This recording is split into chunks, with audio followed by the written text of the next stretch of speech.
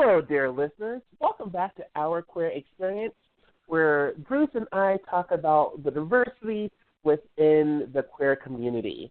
Hey, listeners, I have a question for you. Do y'all know what the first award show was geared towards the queer community to celebrate queer media? Find out at the end of this episode. Andre, I got the madness. Oh, do you now? Have you been watching these basketball games? Oh, yeah, No, UMBC. Let's not do that. Our listeners are already like, ooh, sports. All right, well, never mind. Hey, we'll have a full first episode at some point. Yeah, we get will. That dreamy Gus Wentworth on here. But today we are talking about music, and I have an idea for you. Since, I love these tournaments. Does it involve me singing again? I mean, if you want, but we can probably, there's no need to torture the listeners all that much. Oh, joy. But if you want, feel free. And I'm thinking that today we should pick our favorite musician, but let's do it tournament style. You want to? Oh, I love tournaments. So for you today, I have a list of 16 queer musicians. I'm going to present the matchups to you, and we're going to judge them on a couple different categories, one for each round. So the first round, we're going to do, our favorite song. Well, more like my favorite song, and you can decide whether you like it or not. Second, I love sharing my opinion, Bruce. Yeah, I know, believe me. Second round, we're going to talk about their authenticity, whether they came out during their lifetime. And, the third round, we're going to talk about their artistry. So just how much you like them as a musician, whether you do or not. It goes by how much glitter they use. I just made a joke about glitter. But what about the final round, Bruce? Tell me about that. The final round, the championship round, is going to be how much they help the queer community, whether they have it all, during their career and their lifetime.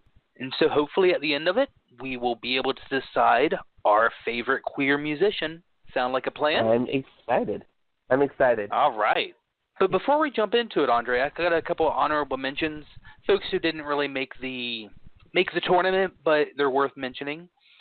Got to talk about. This is a good point to say, listeners, that we're going by Bruce's favorite artist. Go on. That's true. It is mine, and then they are my selections. But I hope that by the end of it, hopefully you can narrow it down with your opinion too, and between the two of us, we can come up with something that works. Yeah. Wahaha. Yes.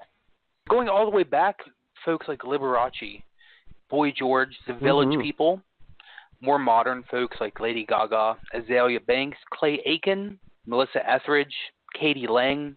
All these folks aren't going to be in the tournament, but they should be applauded for what they've done, the music that they've made. And I don't know about you, but I'm a fan of all of them. I would like to also add people like Conchita Wurst or Dot International or Ryan Dolan and all the other artists that come from Europe and even beyond that we weren't able to include either. Fantastic. But with that being said, let's go ahead and jump into our first matchup, yeah? I'm excited. I'm ready to go. All right. Our number one seed is, probably no surprise, Elton John. Of and course. For the first matchup, he is. He's being matched up against 16 seed Ricky Martin. For this first round, we're going to be judging them solely on my favorite song of them. Andre, I've sent you a list previously. I think you've looked it over and you are able to make a decision. So we're not going to play any of the actual music because, frankly, I can't afford to pay the fees that go with that. But they're popular songs. Hopefully you've heard of them before. By Elton John, we have Rocket Man. And by Ricky Martin, we have Livin' Da Vida Loca. Between those two, what's your favorite, sir? I grew up singing both of them. I love both of those songs tremendously. But as much as I love to live that crazy life, I think I'm going to have to go with Rocket Man. I mean, it's a classic. It It's a classic indeed. Rocket Man for moving Elton John on to round 2. Next matchup, we have number 2 seed, another legend, Freddie Mercury. He's going up against 15 seed, Mary Lambert. Mary Lambert's one that you maybe not everybody's familiar with. She did a song with, I'm drawing a blank now, Andre. What was Macklemore and Ryan Lewis? Yeah. Macklemore and Ryan Lewis called Same Love. Many of you will, know the song. It was a big hit a few years back. She also has a solo career that's pretty nifty as well. So she comes in her 15th seed. Mary Lambert I'm using her song Secrets. Have you heard of it? Great song. Oh, it's so fantastic. It is, right? I love that song. I love that song so much. For Freddie Mercury, we have a good song too, though. I'm putting for you The Great Pretender by Freddie Mercury. Well, I think I'm going to make a lot of people upset when I say that I respect Freddie Mercury. I think he's a talent beyond almost all of his contemporaries. I think he's one of the greatest musicians and contributors to pop music and contemporary music as a whole, and his legacy will live on forever. But if we're going by those 2 songs, I want to go with Secrets by Mary Lambert. Oh, coming in with the upset, are we? Oh, yeah. Mary Lambert going to round 2. Freddie Mercury, goodbye, sir. Moving on to our next. Right, Ever, you're going to get so much hate mail after this, dude. Hey, at least someone will be writing me. Yeah, true. Or they can save for my dating account. Here's another tough matchup for you. Number 3, I have Frank Ocean, and his song I'm using, Thinking About You. It's probably one of his most popular songs. You've heard of it. He's being matched up against number 14, Scissor Sisters. I'm using their song, I Don't Feel Like Dancing, which makes you want to dance. Oh, that's such a great song. Right? Again, I might get a lot of hate mail, but I've never been a fan of Frank Ocean. What? I maybe heard 3 of his songs in my lifetime, and I didn't like any of them. So this is an easy pick for me, Scissor Sisters. Honestly, easy for the win. Not even close. If you see, a basketball score that's, 84-40, this would be it. Alrighty. Number 14, Scissor Sisters, moving on to the second round. Yes. Frank Ocean has a new song that I almost used, like a cover of Moon River, which is a classic song. It's all he has an amazing voice. I'm a little mad at you, but I'll get over it. You love me regardless. I'll get over it, I guess. Next matchup. Oh, this is a good one too, Andre. I have number 4, Sia. We're using, and she has a lot of great songs, but I'm using her song Chandelier, probably the most popular one. She's being matched up against 13 seed Neon Trees. And for them, I'm using their song Everybody Talks, which is just a catchy song. And for folks who don't know, the lead singer of Neon Trees came out actually just as he was beginning his solo career. And it's a lot of great interviews with him talking about growing up Mormon and the difficulty he had kind of reconciling his faith and sexuality. A lot of awesome reads.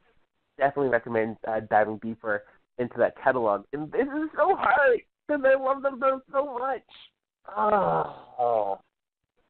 I think I have to give the edge to Sia simply because I like every album, even back, going all the way back. My favorite album of hers is called Some People Have Real Problems, which was way back before she even started covering her face. I love Sia so very much. So All right, number That's so 4 hard. seed, Sia. Moving on. No, it's not going to get any easier, my man. Number 5, Ugh. I am going to put Little Richard's Tutti Frutti up against Adam Lambert's What Do You Want From Me? Oh, actually You know makes it a Little lot Richard, easier because Tutti oh, Frutti. Tutti yeah, Frutti. oh yeah, I agree. Yeah, he's another legend, like Elton John, like Freddie Mercury, beyond just like the queer community, but like music history. I remember we learned about him in school. Like that's how influential and impactful he was for modern rock and roll. Which in this case, rock and roll just means the precursor to all contemporary music. So if you think about modern pop, modern rock, modern country, modern anything you hear on the radio of music produced, at least in the West, since the 1960s, descended from 1950s rock. And that's what Little Richard was a part of. So that's the kind of legend we're dealing with. To tell you the truth, I like a couple of Adam Lambert songs. I did not vote for him on American Idol, and I don't think I'll be voting for him now either. Okay. Especially since the song you chose is definitely not one of the songs I like by him. Yeah, I picked the wrong song. All right, so we're going Little Yeah. Richard? Of course. Let's do it. Little Richard. Moving on. With our 6th seed, I'm putting RuPaul. RuPaul's song Jealous of My Boogie up against Steve Grand. Steve Grand's not quite as well known as RuPaul is, but I think a great musician as well. I'm using his song All American Boy. And for those who don't know Steve Grand, he made a big splash in 2014, 2013. He was the first kind of mainstream country artist to be out. I've actually seen him perform live, and he's a great performer. I've taken a picture with him. I got to touch him. Oh, my God, he's so hot. He's even hotter in person. He's so cute. Oh, my God. Yeah. Oh, my God. Oh, my God. Yeah. Yeah. All of our listeners, I'm leaving.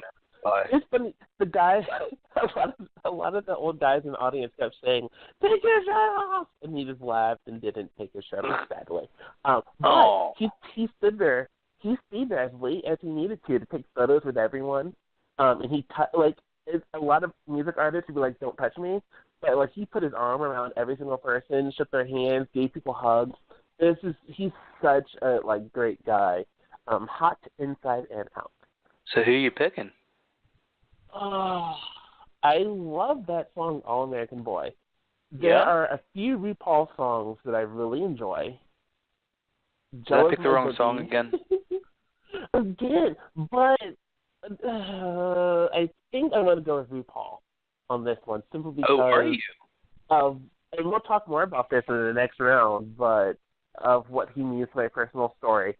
So that's some inside baseball, or I guess inside basketball in this situation going on right there. So, all right. RuPaul for the win. RuPaul for the win. Next matchup, at number 7 seed, Rufus Rain. Oh man, I knew I was going to mispronounce it. Wainwright. Rufus Wainwright. Wainwright. Rufus Rain. Rufus Wainwright. There we go. And with him, there was really only one song I could pick. His cover of Hallelujah. Just got to go with that. I'm putting him up against number 10 seed Caswell with Ice Cream Truck. So I've never heard of Caswell until you put him on this list. I listened to Ice Cream Truck, and I can say unequivocally, Rufus Wainwright for the win, easily. Going with Rufus. Oh man, going with Rufus. I'm calling him that. Rufus Wainwright going to round 2. One more matchup for you in this first round. I have number 8, David Bowie, using his song Heroes, going up against number 9, Sam Smith with Too Good at Goodbyes. Boy, because David Bowie does not have a bad song. Sam Smith has many great songs. all of them are very melancholy, but he has great songs. But I think I'm going to go with David Bowie on this one. Yeah? All right. Yeah. So in round one, we only had two upsets. We saw Frank Ocean and Freddie Mercury being knocked out. But moving on to the second round, we have Elton John, David Bowie, Little Richard, Sia, RuPaul, Scissor Sisters, Rufus Wainwright, and Mary Lambert. Our second round is going to be about their authenticity, is what we're calling it. It's their coming out story and whether they've lived an authentic life during their career.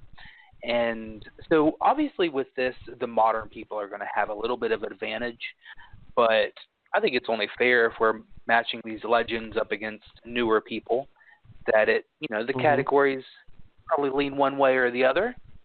So how I'm going to think about this is at what point in their musical careers, of their popular musical careers, did they come out? And did they come out of their own volition or did they come out by circumstance? Okay. And once they came out, did they, be authentic or were they kind of living a stereotype life? Sure. All right, let's just jump into it, yeah? Cool beans. Let's go. First matchup, we have two legends going head-to-head. Number 1, Elton John versus number 8, David Bowie. Oh, my golly. All right. The edge to go to David Bowie because he was kind of out there and challenging and pushing the envelope from the very beginning. Whereas Elton John didn't really come out until, I believe, the 80s. And even then, he kind of came out, went off the deep end, well, not off the deep end, but kind of swung really out, and then he kind of settled into his groove. So, yeah, I think I'm going to go with David Bowie in this regard. Number 8, David Bowie, knocking off number 1, Elton John. I should be like one of those UFC announcers. I hate that you made me eliminate Elton John. I am surprised. David Bowie, if anybody's going to do it, though, he's a beast. So he came out in 1972 in an issue of Melody Maker. In a September 1976 interview with Playboy, he said, "It's true. I'm a bisexual, but I can't deny that I've used that fact very well. I suppose it's the best thing that's happened to me." So instead of seeing his sexuality as a disadvantage, David Bowie really did use it as an advantage. He used it to craft his style and, live his authentic life, and it helped his career. And I think he used it as a key to freedom to kind of say, like, oh, well, because people are going to think I'm weird because I'm bisexual, I'm going to be really out there and free to be myself because I can defy whatever people's preconceived notions are. Absolutely. Moving on to the next matchup, we have number 5, Little Richard, going up against number 4, Sia. Oh. Now, Little Richard has a complicated relationship with his sexuality. In the 50s, he was a drag performer. He was arrested a couple times for homosexual acts. But in the 80s, he claimed that homosexuality was, quote, unnatural and contagious. But in 1995, Little Richard told Penthouse that, quote, "I've been gay all my life." So how much credit do you give him here? He was a man of his time and in some ways ahead of it. But, that quote from the 80s and just seems like he never really owned his sexuality. It was just a part of him. He used it when it was advantageous, and he suppressed it when it wasn't. Do you think that's fair? Well, he did become famous for being flamboyant and unafraid to wear makeup and all that. So, being being the kind of big, larger-than-life character has always been part of who he is and his persona. So on the one hand, you can say that he's always kind of lived out queer because of his kind of challenging gender norms. Whereas Sia, she came out, I think, in 2013 when she came out publicly. Yeah, I didn't know that she was queer until researching for this episode. And she's also a very private person. So it's hard to really judge authenticity because she does the best that she can do to keep her life out of the public sphere, you know? When asked, this is coming from Wikipedia, but it's well cited. When asked about her sexuality in 2009, she said, quote, "I've always dated boys and girls and anything in between.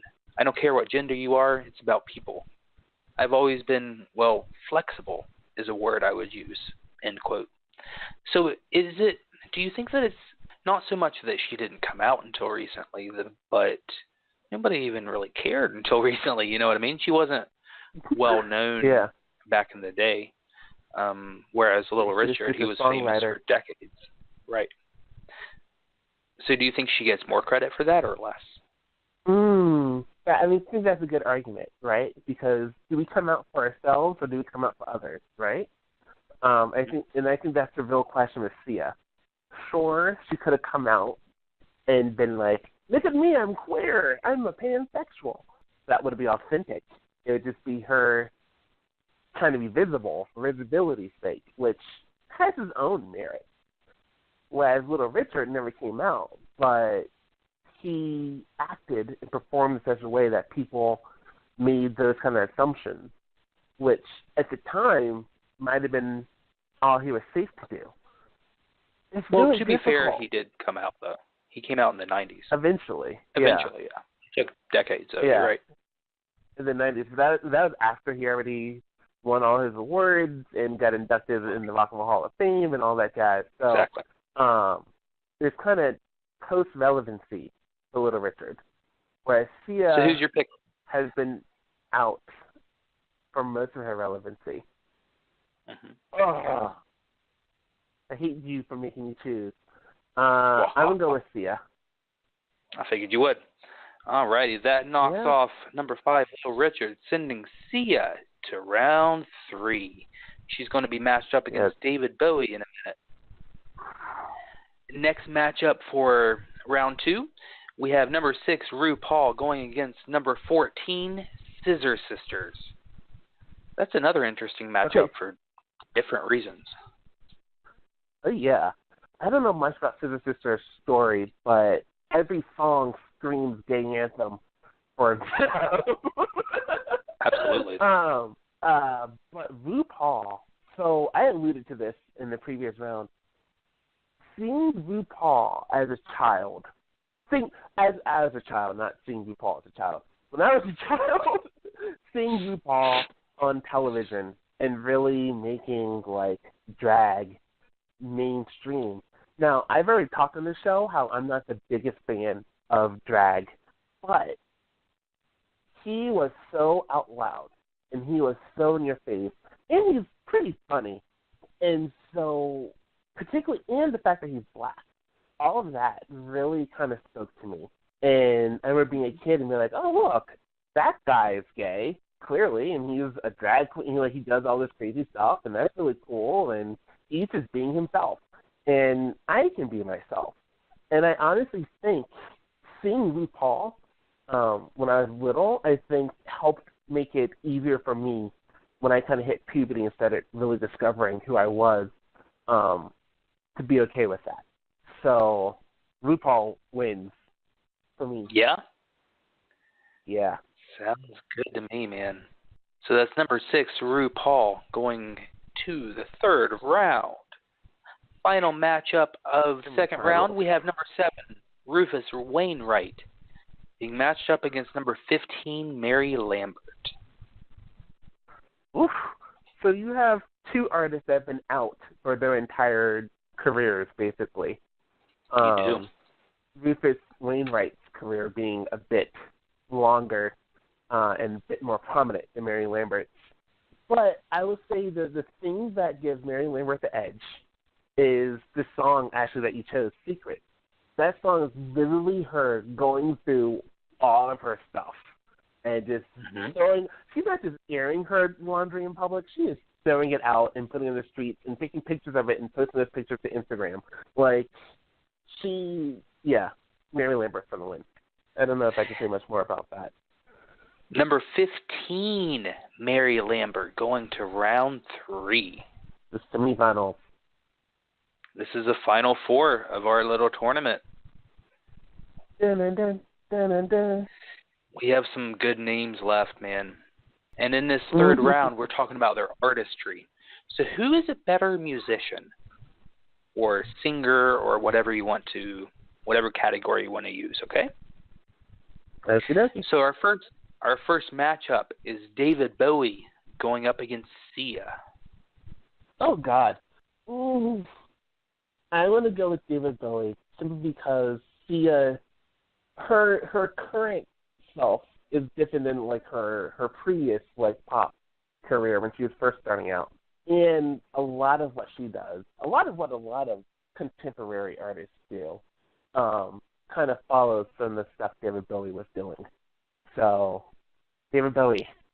David Bowie. Moving on to the championship. Do you think I have what it takes to be one of those, like, stadium announcers? Weighing in at 412 pounds, it's... I was trying to... Maybe with some practice. Okay, I get it. Testosterone. So who's our second matchup, Bruce? Second matchup for this round.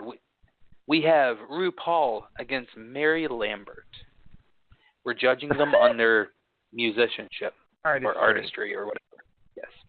I mean, if it was musicianship, as fun as RuPaul is, Mary Lambert's most definitely the better singer and vocalist. But, I mean, RuPaul made his career on his stage ability and presence and performances. So, wow. I guess RuPaul wins. Really? Yeah. All right.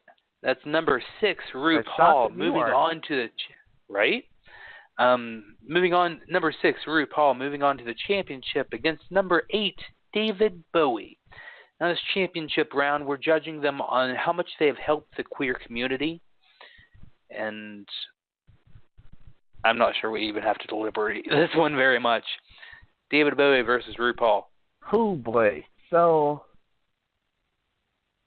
David Bowie, by being out there and being out and loud and proud, like being himself at a time when that was not always safe or smart or financially savvy to do so, was out and about.